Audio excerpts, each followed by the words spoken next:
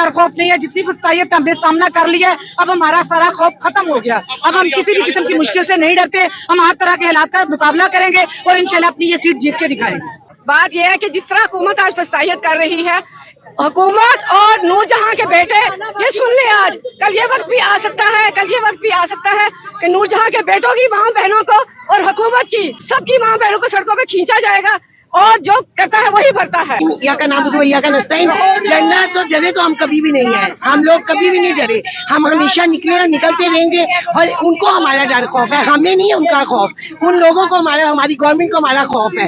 वरना आप देख ले कि खान की बहनों के साथ क्या किया इन्होंने, वो बिल्कुल बहुत जुल्म है। हम उस जुल्म पे पुरजोर मजम्मत करते हैं क्योंकि खान की बहनों के साथ जुल्म है और ये डरते हैं। यहाँ से आपको पता चलता है नहाती औरतें क्या कर सकती थी, रात के अंधेरों में उनके ऊपर पानी फेंका गया इतनी ठंड में, तो ये डरते हैं कि हम डरते हैं। यहाँ से खुद आपको पता चल जाएगा। ये हमारे साथ कुछ खवातीन ऐसी भी मौजूद है जो जेल ट्रायल भी भुगत के और फिर दोबारा आई हैं। जिस नाम ने बिस्मिल्लाहिर्रहमानिर्रहीम, बिल्कुल मेरे ऊपर बड़े केसेस हैं और एक कंटिन्यू चल रहे हैं। आज कोट लखपत में मेरा ट्रायल था, मैं वहां से हो के तो मैं यहाँ पे आई हूँ क्योंकि हम लोग ना डरे हैं, ना झुके हैं, ना बिके हैं।